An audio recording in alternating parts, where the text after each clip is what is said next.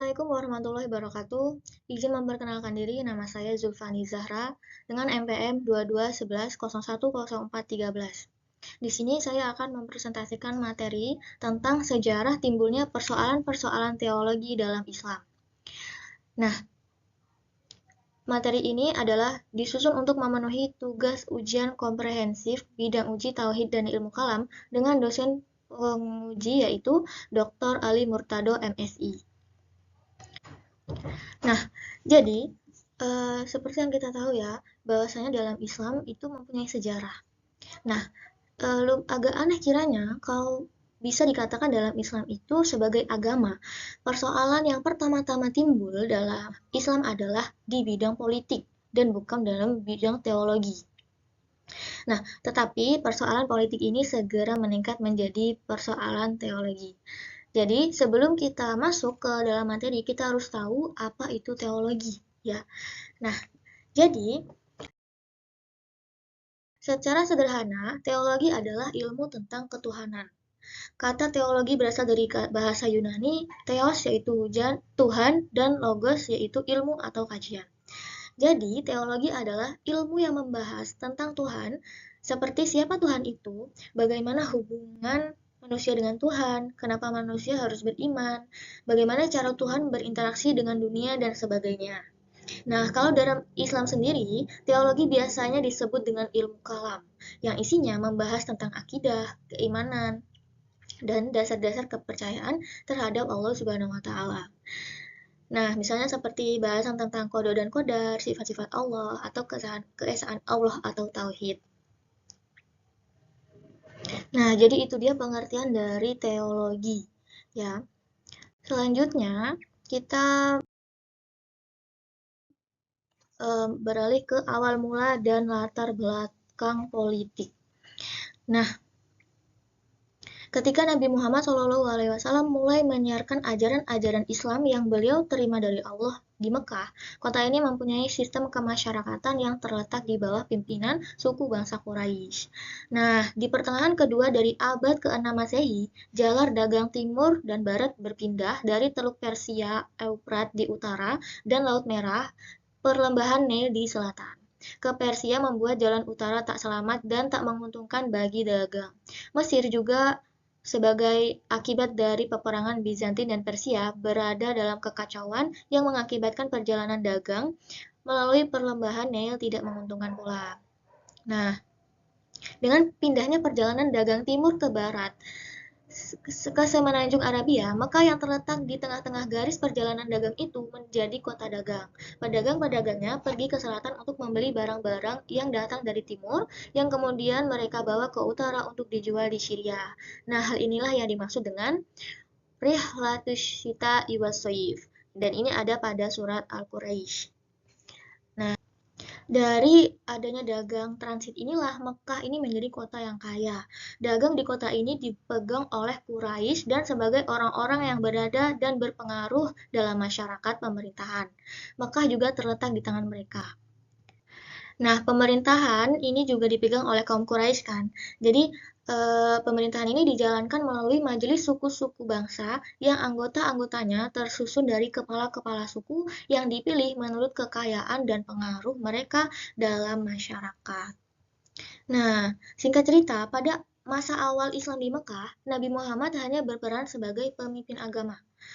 Nah, pada saat itu Mekah dipimpin oleh kaum Quraisy tadi, terutama para pedagang kaya yang menolak dakwah Nabi. Nah, setelah itu, adanya hijrah ke Yasrib. Nah, setelah hijrah ke Yasrib atau Madinah, Nabi menjadi pemimpin agama sekaligus kepala pemerintahan. Nah, di Madinah ini masyarakat terdiri dari suku Khazraj dan kaum Yahudi.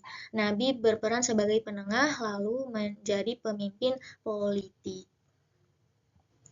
Nah, sebelum melanjutkan lebih jauh, di sini materi ini adalah bersumber dari buku Teologi Islam, Aliran-aliran Sejarah Analisa Perbandingan oleh Harun Nasution.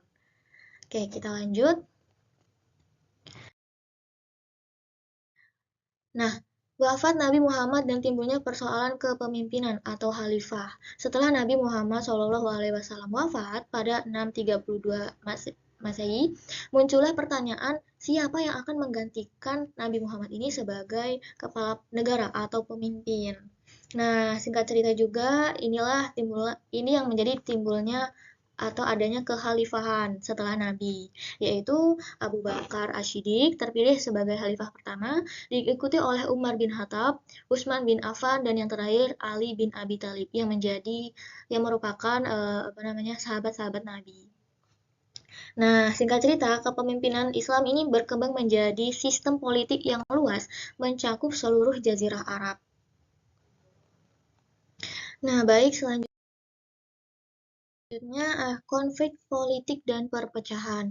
Nah, pada masa Utsman bin Affan, kekhalifahan beliau terjadi ketegangan karena beliau melakukan nepotisme, yaitu ia mengangkat keluarganya menjadi gubernur. Nah, dari situ timbul pemberontakan, yaitu terutama dari Mesir yang akhirnya menyebabkan terbunuhnya Utsman bin Affan. Nah, setelah itu, Ali bin Abi Thalib menjadi khalifah keempat, menggantikan posisi Utsman bin Affan.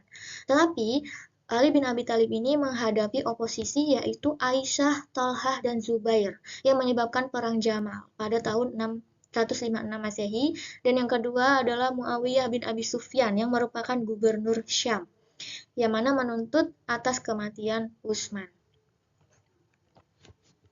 Nah, dari situ muncullah peristiwa tahkim atau arbitrase dan lahirnya golongan Khawarij. Dalam perang Siffin antara Ali dan juga Muawiyah, ini terjadi arbitrase atau tahkim yang dimanipulasi oleh Amr bin Al-As. Nah, sebagai pengikut Ali menolak arbitrase dan keluar dari barisan mereka yang dikenal dengan Khawarij atau yang keluar. Nah, slogan mereka adalah la hukma illallah atau tidak ada hukum selain Allah. Atau di dalam ayat Al-Qur'an yaitu a'udzubillahi minasyaitonirrajim wa man lam yahkum bima anzalallahu faulaika humul kafirun. Nah, ayat ini yang menjadikan mereka mengambil semboyan la hukma illallah tadi. Karena keempat pemuka Islam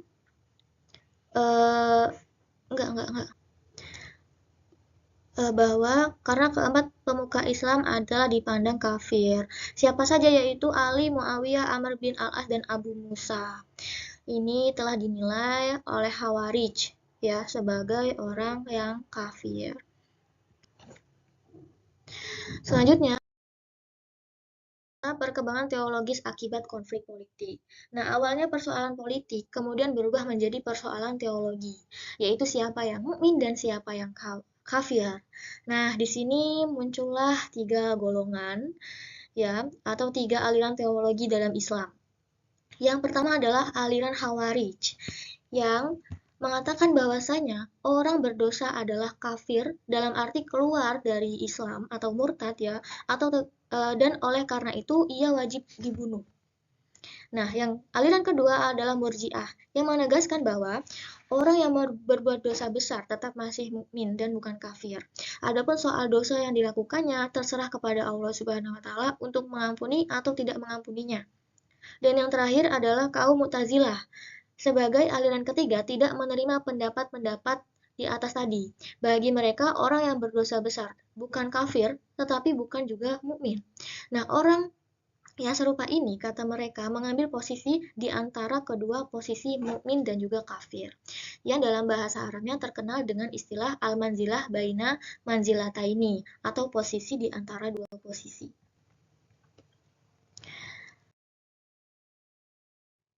Nah, selanjutnya muncullah perdebatan tentang takdir dan kehendak manusia. Di sini ada Qadariyah, Jabariyah, dan Mu'tazilah.